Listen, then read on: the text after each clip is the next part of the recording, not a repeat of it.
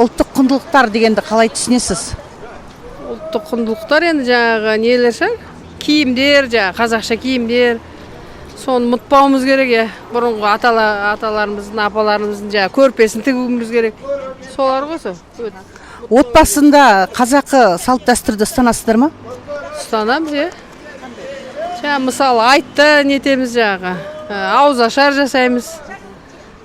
Содан кейін қандай? Қорт май қымыз ішеміз деген сияқты. Я орамал тағу, жаңағы иіліп сәлем беру жаңағы. Келін енесіне сәлем береді. Сол сияқты құндылықтар. Национальный традиция енді біздің өзіміздің, каждый человек тоже қазақ болсан өзінің ұлттың как бы традиции должны свои соблюдать. Каждый человек. Это как бы испокон веков идет от нас. У каждой национальности есть свои как бы традиции. Отбасында өзіңіз ұлттық салт дәстүрді ұстанасыз ба? Қандай салт дәстүр ұстанасыз мысалға? Ұстанамыз, иә. Кішкентай бала туылған кезде қырқысынан шығарасың, тұсау кесесің, тілашарын жасайсың. Наурыз мейрамы бізге тоже как ұлттық не болады. Национальные традиции наши. Что еще? Қыз ұзату деген бар. Бәрін как положено, как говорится. Иман ең бірінші.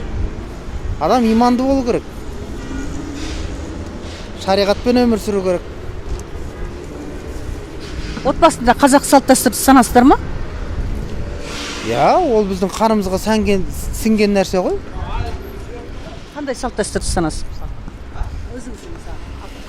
Енді қарап тұрсаңыз, үлкенге құрмет, кішіге ізет салт дәстүр ма? Я. Жаман оқыған адамға көмек беру, жақсы сөз айту, үнемі жақсылыққа шақыру, жамандықтан тыю, біреудің ала жүзін аттамау, ұрлық жасамау. Оның бәрі шариғат қой.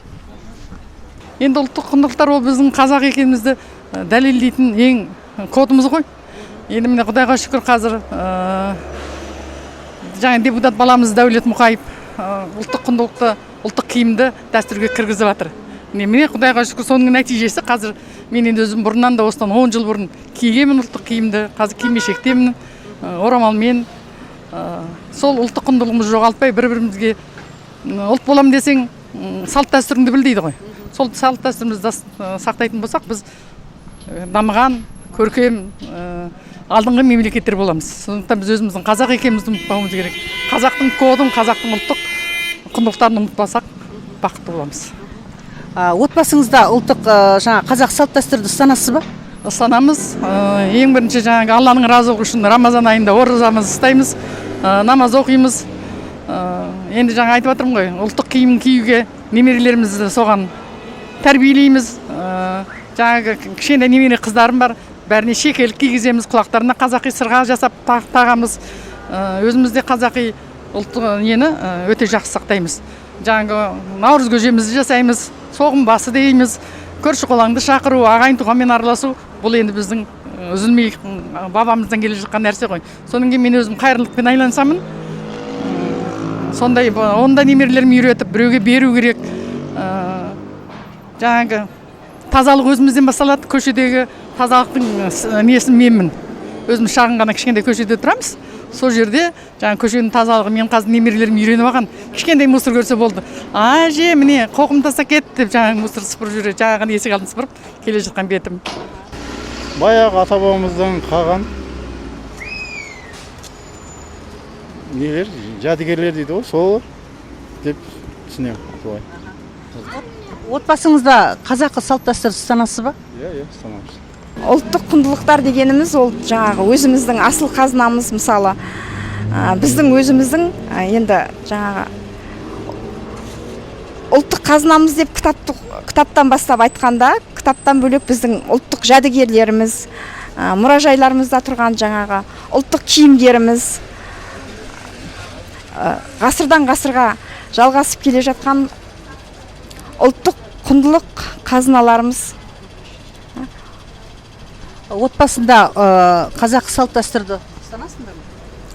Отбасында қазақ салт дәстүрді ұстанамыз. Ырымды да ұстанамыз. Мысалы, немерелеріміз суылған кезде жаңа 40-нан шығарғанға дейін баланы сыртқа далаға шығармаймыз. Онан кейін жаңағы орамал тағу, сәлем беру деген салт бізде, келіндерімізде, жаңағы тұрмысқа шыққан қыздарымызда ұстанады. Өйткені өзімнің үлкен қызым келін болып отыр, ол орамалды басынан тастамайды. Өзіміздің жаңа құда-құдағиларымызда ұлттық салт дәстүрді сақтанады. Түсіндім, мысалы қазақтың несі деймін, кей кезде автобусқа отырамын ғой, пенсионер ретінде. Біздің қазақтың балалары студенті болып жатады, бағаға орын бермейді. Біздің жас кезімізде үйрететін, ағаны сыйлап, ассалаумалейкум деп, былай көрсететін, мына деген не деген мысалы, мына құрт деген не деп, мына қайдан жасайды деген, сепаратор деген, оны жастар қазір білмейді ғой. Оны қазір үйрету керек, көрсету керек, сыйлау деген білмейді. Оларда қазір менталитет жоқ сыйлайтын. Ешкім етпейді, оны үйретпесе қалай өзіміз қазақпыз деп шығамыз. Бірімізді боқтап ұрсамыз, автобуста даже тәрбиеде жоқ мысалы. Машинамен де жүрсең ұрсады. Тәрбиеден қай жақтан басталады? Сол ғой, өзіміз тілімізден басталады. Сол. Ұлттық құндылықтар енді мына киім-кешектер, бұрынғы ескінің қалдықтары, өрнектері, солардың бәрі жатады енді ұлттық көндер. Отбасында қазақы салт дәстүрді ұстанасыздар ма дейді. Ұстаймыз бала. Келін түсіресіз, орамал тағады, Иә. келін чайы береді, жаңа Иә. басқа қандай үйлер? Барлық. Айтсаңыз қазіргі қыздар орамал тақпайды деңіз. Орамал тағады, ештеңе жоқ. Міне енді ғана келе жатырмыз ғой. Міне әзір барлық нәрсе, міне Наурыз мерекесі болғалы, осы болғалы бері қарата міне. Совет заманында кейін болды ғой мінекей. Содан бері қарата міне қазақша киініп, әркім өзінің салтын сақтап, келін түсіру, қыз ұзату, той жасау, құдаласу, барлық бір-бірімізді жақсы асқа шақыру, соғым тойу, бәрі біздің неміз ғой бұрынғы салттарымыз. Әзір беру, мінекей. Әрине, әр қазақ отбасының салт дәстүрін міндетті түрде ұстау керек. Өйткені жойылып кетеді ұстай бермесек. Біз әке-шешемізден көрген отбасылық құндылық біздің қазақтың салт дәстүрі өте керемет сақталған. Әр жаңағы наурымыз ең алдымен қазақтың бірінші орынға қоятыны, наурымыз жаңа жылымызда көжемізді салып ағайын тума туыспен бөлісеміз. Өйткені ол тілеу көже. Әр қазақ тілеу керек. Аллаға шүкіршілік, мынандай заманда күнне міне оразамызды ұстап, балаларға үлгі ретінде жаңағы кішкентай бала өмірге келгендегі бесік тойы, шілде күзеті, оның тұсау кесері, енді айта берсек көп нәрселер ғой. Бірақ біз қазақ болғаннан ұлттық құндылықтарымызды жоғалтпауымыз міндеттіміз біз. Ұстанамыз, өзі қазақпыз ғой бәріміз. Қазақша бәрін ұстаймыз ғой.